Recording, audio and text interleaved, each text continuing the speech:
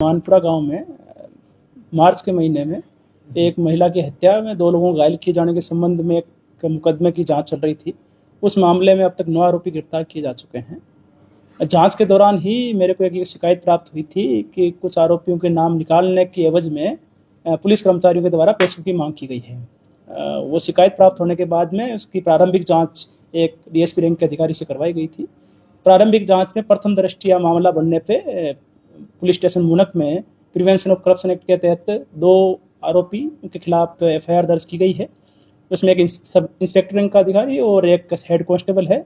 दोनों को ही निलंबित कर दिया गया है और विभागीय कार्रवाई भी शुरू कर दी गई है और आपराधिक मामला दर्ज करके डीएसपी रैंक के अधिकारी के द्वारा जांच की जा रही है। पैसे लेने का आरोप लगाया था? उसमें ये आरोप लगाए गए थे कि आरोपियों को नाम निकालने के एवज में पुलिस के द्वारा पैसों की मांग की जा रही है और पैसे एक बीच के व्यक्ति के पास में रखवाए गए हैं।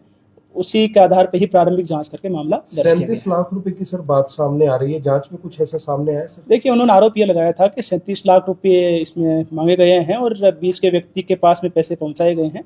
तो जो प्रारंभिक जांच में, क्योंकि प्रथम दृष्टया मामला देखा जाता है, उसमें जितने भी जो व्यक्तियों के नाम लिखे गए थे या जो भी कनेक्टेड पर्सन्स थे उनके बयान दर्ज किए गए थे। बयान दर्ज करने के बाद में ये जरूरत थी कि इस मामले में डिटेल्ड इन्वेस्टिगेशन रिक्वायर्ड है, तो इसी आधार पर पीसी एक्ट के तहत 2 व्यक्तियों के खिलाफ मामला दर्ज किया गया। कौन-कौन?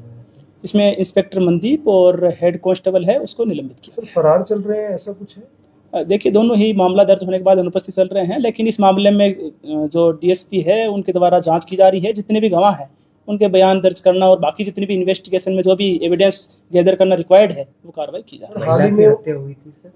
जी, इसमें पिछले महीने में एक महिला की हत्या हुई थी और 2 लोग घायल हुए थे।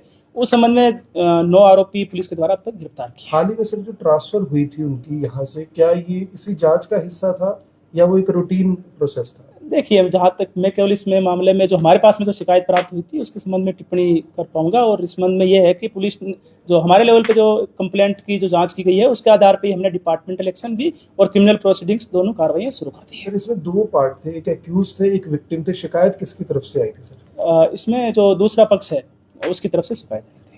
जो आरोपी थे उन्होंने शिकायत दी है कि पुलिस पैसे मांग रही है। हाँ, जो मतलब आरोपी पक्ष है उनकी तरफ से एक व्यक्ति के द्वारा मेरे को शिकायत यहाँ पर उसने आकर के डिटेल में मामला बताया था। उसके बाद में उन्होंने मेरे को यहाँ पर शिकायत दी तो इसकी तुरंत जांच करवाई गई थी। बाकी सर पुलिस अधिकारियों से जो थानों में तैनात है, जांच अधिकारियों से कुछ कहना चाहेंगे, क्योंकि आप खुद इस मामले को देख रहे हैं और आपने जांच भी डीएसपी को दी है और सस्पेंड भी करवाया सर? देखिए, जो भी सरकारी कर्मचारी है उसकी ये जिम्मेदारी है कि वो ईमानदारी से काम करे, निष्ठापूर्वक काम करे। तो कानून के खिलाफ जाकर के, कानून से परे जाकर के यदि कोई इस प्रकार की गतिविधि को अंजाम देता है या कार्रवाई करता है तो निश्चित तौर पे कानून सबके लिए समान है, उनके खिलाफ भी कार्रवाई की जाएगी। शुक्रिया।